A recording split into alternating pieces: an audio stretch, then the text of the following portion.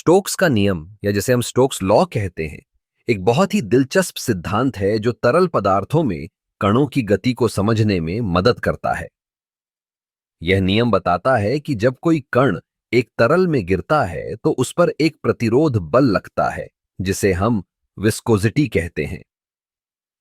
इस नियम के अनुसार जब कोई कण एक तरल में गिरता है तो वह एक निश्चित गति तक पहुंचता है, जिसे हम टर्मिनल वेलोसिटी कहते हैं। यह गति तब तक बढ़ती है जब तक कि कण पर लगने वाला ग्रेविटेशनल बल और विस्कोसिटी द्वारा उत्पन्न प्रतिरोध बल संतुलित नहीं हो जाते। स्टोक्स का नियम हमें यह भी बताता है कि यह प्रतिरोध बल कण के आकार, उसके आकार के साथ साथ तरल की विस्कोसिटी पर निर्भर करता है।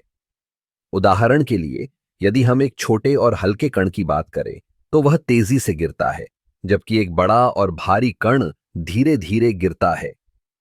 इस सिद्धांत का उपयोग कई क्षेत्रों में किया जाता है, जैसे कि इंजीनियरिंग, भौतिकी और पर्यावरण विज्ञान।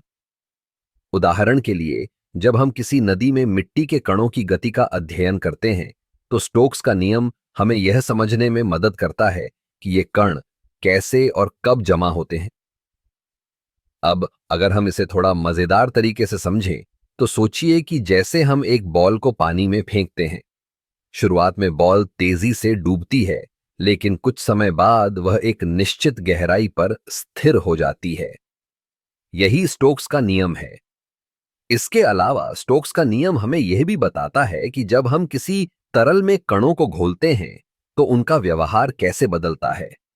जैसे जैसे हम कणों की संख्या बढ़ाते हैं, तरल की विस्कोसिटी भी बढ़ती है। इसका मतलब है कि कणों का आपस में टकराना और एक दूसरे को रोकना आसान हो जाता है। इस सिद्धांत का एक और महत्वपूर्ण पहलू यह है कि यह हमें यह समझने में मदद करता है कि कैसे छोटे कण बड़े कणों के साथ मिलकर एक मिश्रण बनाते हैं। यह प्रक्रिया कई औद्योगिक प्रक्रियाओं में महत्वपूर्ण होती है, जैसे कि पेंटिंग और कोटिंग।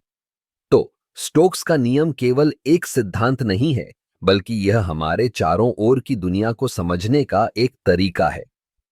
यह हमें यह जानने में मदद करता है कि कैसे कण एक दूसरे के साथ बातचीत करते हैं और कैसे वे तरल में गति करते हैं। यह सिद्धांत हमें विज्ञान के कई रहस्यों को सुलझाने में मदद करता है और हमें एक नई दृष्टि प्रदान करता है